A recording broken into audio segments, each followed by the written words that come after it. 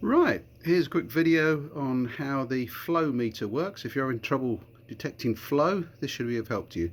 Have a look at the display and you'll see it says flow rate 0.0 litres per minute on mine. This is a scrolling display, so it changes every few minutes. So if you're running water through the water softener, when it says flow rate, it should display a flow rate. So if you're running 10 litres a minute through your water softener, that's what it should come up with. If it's constantly showing naught, even when you're running water, make sure it's water that is actually coming from the water softener, not a hard water tap, then it should display some kind of flow rate. Okay, if it isn't, then the first thing to check is, if we go around the back here, you'll see this is where the bypass manifold is. Make sure that the bypass is in the soft water position, not, or in service as we call it, and the in service position is with this bit sticking out and this nut part exposed.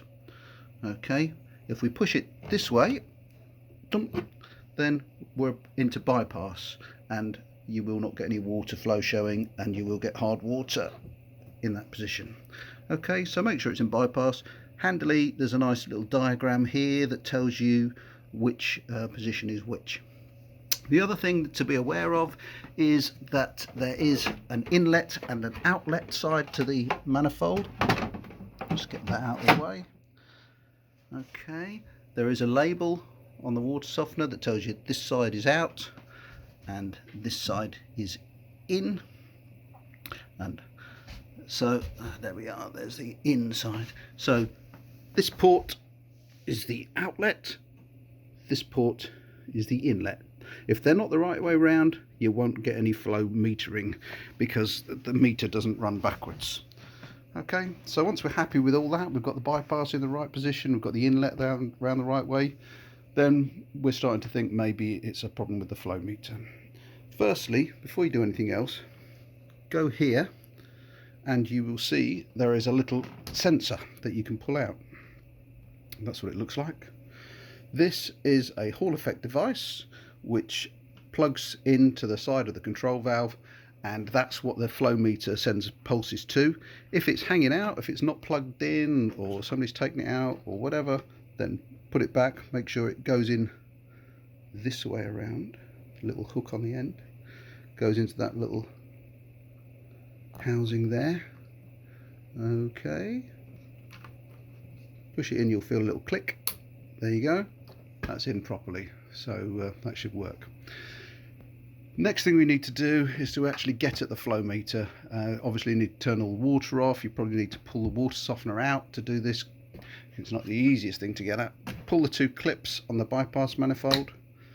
Okay, as I say, make sure the water's off or you'll get a good soak in and get water all over the control valve, completely blow all the fuses and ruin it. We don't want that.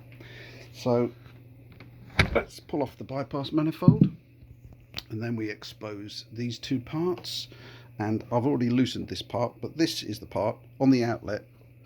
It's got a nice big nut that you can get a spanner on. Undo that and then we'll get to the flow meter. Okay, it comes apart quite easily.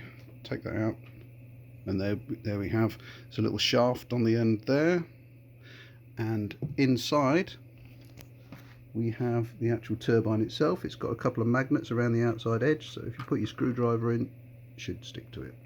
Okay, so that's the turbine. Okay, right, if yours isn't working, then you'll probably find when you pull it out, it'll be crodded up with something or other, and you need to clean it. You also need to look inside here, maybe get a torch or whatever. Let's have a look, and have a look in there and make sure there's not a load of old rubbish in there blocking things up.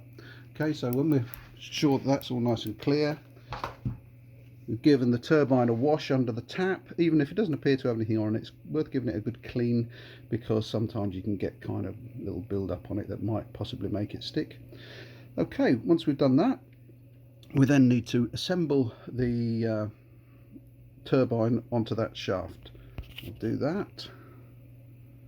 There's a hole on one side of the turbine and it sits on there like that, and you can test it by giving a little spin. It's the magnets on the outside that send the pulse to the sensor that we just put in.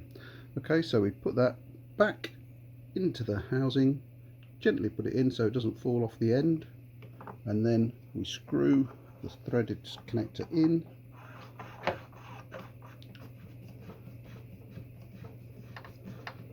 Okay, and there we go, all tightened up.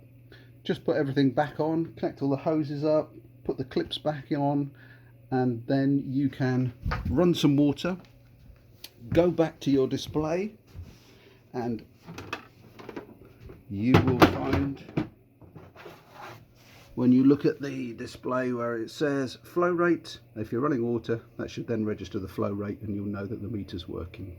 If it still doesn't work, then we have a problem, but in all likelihood it'll be the flow meter.